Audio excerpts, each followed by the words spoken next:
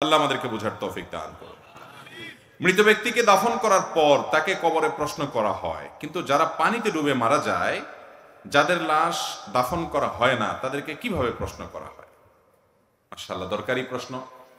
আল্লাহ রাব্বুল আলামিন কবরের প্রশ্নোত্তরের মুখোমুখি করবেন প্রত্যেকটা মানুষকে। কবরের প্রশ্নোত্তরের মুখোমুখি করার বিষয়টি অগণিত হাদিস দ্বারা যেমন প্রমাণিত, কোরআনে কারীমের আয়াত দ্বারাও প্রমাণিত। কিছু লোক মুনকারে হাদিস, হাদিস অস্বীকারী নামধারী মুসলমান বের হয়েছে, যারা কবরের আযাব এবং কবরে যে প্রশ্নোত্তর হবে সেগুলোর বিষয়কে অস্বীকার করে। অথচ কোরআনে কারীমে আল্লাহ রাব্বুল আলামিন ফেরাউনের অনুসারীদের সম্পর্কে বলেছেন যে আন্নারু ইউরাদুনা আলাইহা গুদুওয়ান ওয়া আশিয়্যা ওয়া ইয়াওমাল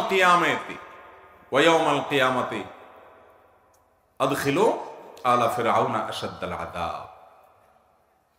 ফেরাউন এবং তার অনুসারীদেরকে সকাল বিকাল শাস্তির মুখোমুখি করা হয়, আর কিয়ামতের দিন বলা হবে সবচেয়ে কঠিন শাস্তির মধ্যে তাদেরকে প্রবেশ করাবার জন্য, অর্থাৎ জাহান্নামে দেওয়ার জন্য।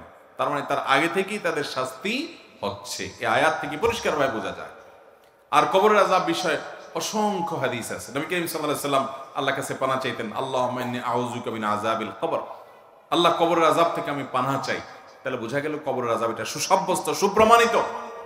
এখন কথা হলো, যে ব্যক্তিকে বাঘে খেয়ে ফেলেছে, যে ব্যক্তি পানিতে ডুবে মারা গেছে, পচে গলে লাশ মিশে গেছে, যে ব্যক্তি আগুনে পুড়ে ভস্ম এবং ছাই হয়ে গেছে, তার লাশ তো কবরে রাখার সুযোগই হয় নাই।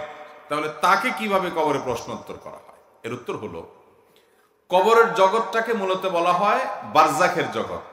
আল্লাহ তাআলা কোরআনে কারীমে বলেছেন, ওয়া মিন ওয়ারাইহিম বারযাখুন ইলা ইয়াউমি ইউবআসুন।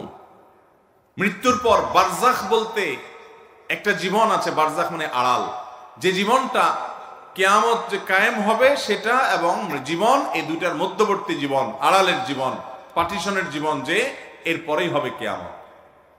এই বারজাখী জীবন, এখানে মানুষের রূহ যে অবস্থায় থাকে, তার শরীরের ধ্বংসাবশেষ যে অবস্থায় থাকে, ধরেন একজন মানুষ পুড়ে ছাই হয়ে গেছে, একজন মানুষকে বাঘে খেয়ে ফেলেছে, সেখানে বাঘের শরীরের সাথে মিশে গেছে, সে যে অবস্থায় তার শরীর ধ্বংসাবশেষ থাকবে, ওই অবস্থায় ওই জায়গায় রূহ দিয়ে ওখানে আল্লাহ তাআলা কুদরতি ভাবে, অলৌকিক ভাবে, আমাদের দৃষ্টির বাইরে আল্লাহ তাআলা তাকে প্রশ্নোত্তরের মুখোমুখি করবেন। ওইটাই তার বারজাখী জীবন।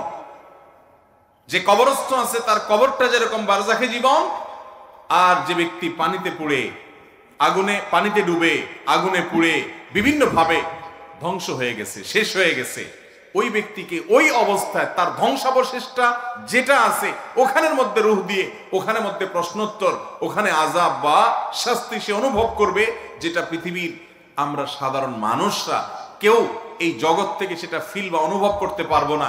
কারণ ওই জগৎটাই হলো আলামুল গায়ব বা অদৃশ্যের জগৎ। অতএব দৃশ্যের জগতের সবকিছু সে অদৃশ্যের জগৎকে ফিল বা অনুভব করতে পারবে না, সেটাই স্বাভাবিক। কথা কি বুঝাতে পারছি?